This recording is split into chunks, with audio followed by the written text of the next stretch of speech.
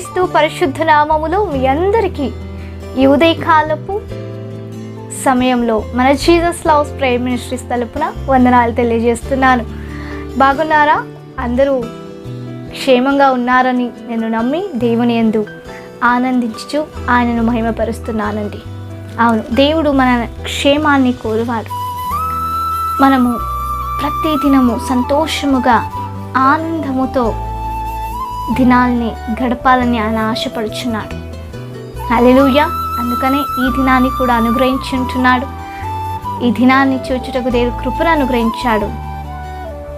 దేవుడు మనకు ఈ దినాన్ని అనుగ్రహించిన ఒక ఉద్దేశము తన వాక్యము ద్వారా మనం తెలుసుకుందాం. ఎందుకంటే దేవుని వాక్యము మనలో నిరీక్షణ కలిగిస్తుంది. దేవుని వాక్యము మనల్ని బలపరుస్తుంది. దేవుని వాక్యము మనల్ని సరైన మార్గములో నడిపించుచున్నది ప్రియులారా. అందుకనే దేవుని వాక్యం మాకు అతి అవసరమైంటున్నది. ఆమేన్. అలాగైతే మీరు ఆసక్తిగా ఉంటున్నారని నమ్మి ఈరోజు దేవుడు మనకు అనుగ్రహించిన వాగ్దాన వాక్యాన్ని మనం ధ్యానించుకుందాం. కీర్తనలు 20వ కీర్తన 4వ వచనం. నీ కోరికను సిద్ధింపచేసి నీ ఆలోచన యావత్తును సఫలపరుచునుగాక. ఆమేన్. దేవునికి మహిమ కలుగునుగాక. దేవునికి స్తోత్రం. అనేక సమయములో మనము మనుష్యుల యందు నిరీక్షణ కలిగి ఉంటాం. మన కోరికను, మన ఆశను, పిల్లలైతే తల్లిదండ్రుల మీద ఆశ కలిగి ఉంటారు. నేను ఏదైతే అడుగుతానో, నేను ఏదైతే ఆశపడతానో మా తల్లిదండ్రులు నాకు అనుగ్రహిస్తారని. అవును కదా? అలాగే తల్లిదండ్రులు తమ పిల్లలు పెద్దవైనప్పుడు తల్లిదండ్రులు కూడా ఆశిస్తారు మనం బాగా చూసుకుంటారని. మనం చదివించిన, మనం శ్రమపడ్డ ఆ శ్రమానికి తగ్గట్టుగా మన పిల్లలు మనల్ని బాగా చూసుకుంటారని, ప్రతి కష్టంలో నష్టంలో మనకు తోడుగా ఉంటారని ఆశపడుతుంటారు. అవును కదా? అనేకులకు అనేక కోరికలు ఉంటున్నాయి. అయితే దేవుని బిడ్డలకి దేవుడు చెప్తున్నాడు, ఆయన చిత్తమునకు మనం అప్పచెప్పి మన కోరికలు ఏముంటున్నాయో ఈ లోక సంబంధము కాక ఆత్మ సంబంధమై ఉన్నప్పుడు, అది దేవునికి ఇష్టముగా ఉన్నప్పుడు, అది దేవుని చిత్తములో లోబడి ఉన్నప్పుడు, మనం ఏది అడిగినప్పటికీ కూడా మన కోరికను సిద్ధింపచేసి మన ఆలోచన యావత్తును కూడా సఫలము చేసే దేవుడు. హల్లెలూయా. మీకు కూడా అనేక కోరికలు ఉంటున్నాయి కదా? దేవునికి అప్పచెప్పారా? దేవుని సముఖంలో ప్రార్థించుచున్నారా? ఈ భౌతికంగా కాదండి మనము కోరికలు కోరుకోవాల్సినది.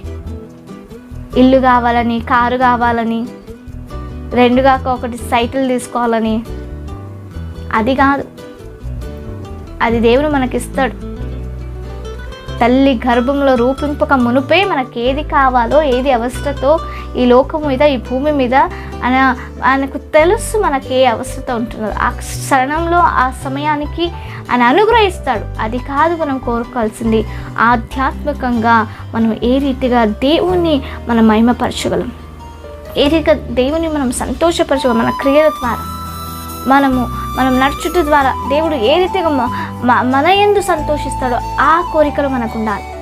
అయ్యా, నేను ఏం చేస్తే నువ్వు సంతోషిస్తావయ్యా, నాకు తెలియజేయి. నేను సంతోషపరచాలన్న నా కోరిక, నువ్వు నా ద్వారా మహిమ పొందాలన్న ఆశ. అయ్యా, ఈ ఆశలు ఉన్నాయా ప్రియులారా? మొదట దేవుని రాజ్యం నన్ను వెతకాలి. హల్లెలూయా. నీ ఆలోచన ఏదే ఉన్నప్పటికీ, ఒక ఉద్యోగమో, ఒక వివాహం అయినప్పటికీ కూడా దేవుని చిత్తానికి మీరు అనుగ్రహించి ప్రార్థించినట్టయితే ఈ లోక సంబంధంలో మనకి ఏది అవసరతో అక్కరో దాన్ని దేవుడు అనుగ్రహించి దాని యందు దేవుడు మహిమపరచబడతాడు. ఆమేన్. అలాంటి అది మనకు మాత్రమే స్వార్థంగా ఉండకూడదండి. మనం ఆ మనం ఆశపడే ఒక కోరికలు కొంతమంది ఎలా కోరుతారో వాళ్ళకు మాత్రమే స్వంతం అన్నట్టుగా కోరుకుంటారు. ఆ కోరికల ద్వారా ఇతరులకు ఏ ప్రయోజనము కూడా ఉండదు. స్వార్థమైన కోరిక కొంతమందికి ఉంటుంది.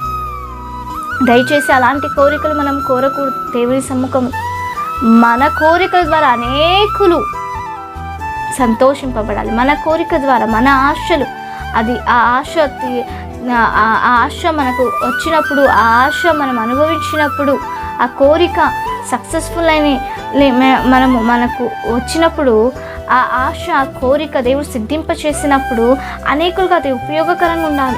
అటువంటి కోరికలు కోరాలి దేవుని సన్నిధానములో. అలాంటి కోరికలు దేవుడు తన చిత్తంలో తెలుసుకొని మన ఆలోచనలు యావత్తును సఫలపరుస్తాడు. ఆమేన్. మన ఆలోచన కాయవాడు ఆయన. నీ ఆలోచన, నీ కోరిక ఏదే ఉన్నప్పటికీ కుటుంబం సంతోషంగా ఉండాలి. నీ చుట్టుపక్క వారు సంతోషంగా ఉండాలి. కుటుంబం సంతోషంగా ఉండాలి. నీ చుట్టుపక్క వారు సంతోషంగా ఉండాలి. నిన్ను నమ్మిన వారు, నీ స్నేహితులే కావచ్చు, నీ బంధువులే కావచ్చు, వారందరూ నువ్వు కోరుకున్న ఆశ ద్వారా వాళ్ళు కూడా ఆనందపడాలి. అలాంటి కోరికలు మనకు ఉండాలి. ఒకరిని బాధ పెట్టే విధంగా మన కోరికలు ఉండకూడదు. ఆమేన్. దేవునికి స్తోత్రం. మీ ఏ కోరికలున్నా, ఏ ఆలోచన మీరు కలిగి ఉన్నా దేవుని సముఖమును మీరు ప్రార్థించినట్లయితే ఖచ్చితంగా దేవుడు కార్యం చేస్తాడు. ఎందుకంటే సొలొమోను రాజు కోరుకున్నాడు కదా తనకు జ్ఞానం కావాలని. ఆ ఒక జ్ఞానము ద్వారా అక్కడ వేరే దేశపులు కూడా సంతోషించారు అండి. అక్కడున్న ఆ ఇశ్రాయేల్ రాజ్యం అంత సంతోషించింది. అలాంటి జ్ఞానము ద్వారా దేవుడు నింపాడు ఆయనని. తన స్వార్థంగా కోరుకోలేదు. దేవుడే అంటాడు, నీ స్వార్థం నువ్వు కోరుకోలేదు, నా జనులు బట్టి నువ్వు కోరుకున్నావు కాబట్టి నేను జ్ఞానము, ఘనము, ఐశ్వర్యం అంతా నీకు అనుగ్రహిస్తానని ఎన్నంతగా అనుగ్రహించాడు దేవుడు. ఆమేన్. నీ కోరిక అలాగే ఉంటే దేవుడు ఉన్నతంగా మీరు ఆశపడుకున్న ఇంకా ఎక్కువ ఊహించలేని కార్యములు దేవుడు నీ పక్షాన, నీ కుటుంబంలో దేవుడు కార్యం చేస్తాడు. ఆమేన్. మన పక్షాన దేవుడు కార్యం చేస్తాడు, వారందరి పక్షాన దేవుడు కార్యం చేస్తాడు. అలాంటి జీవితం కలిగి, అలాంటి కోరికలు కలిగి దేవుడి సముఖంలో ప్రార్థిస్తాం. మీ ఏ విజ్ఞాపన ఉన్నా మాకు కమెంట్ ద్వారా తెలియచేయండి. మీ కొరకు మేము ప్రార్థించుకుందాం. పరిశుద్ధుడైన గొప్ప దైవానికి స్తోత్రాలు, మహోన్నతుడానికి స్తోత్రాలు. కృపగలిగిన దేవ అయా, మా ఆలోచనలు సిద్ధింపచేసి మా కోరికలను అయ్యా సంధించే గొప్ప దేవుడవు, నెరవేర్చే గొప్ప దేవుడవని నీకు స్తోత్రం చెల్లించు. ఇంకా వాగ్దానం చూసిన ప్రతి ఒక్కరి అయ్యా ఆలోచనలు ఎరిగి యేసయ్యా వారు ఈ వాగ్దానం ద్వారా అయ్యా సాక్షి బిడ్డ నిలబడుటకు నీ కృపను అనుగ్రహించమని యేసుక్రీస్తు నామమున అడిగి వేడుకొని పొందినాం గొప్ప తండ్రి. ఆమేన్.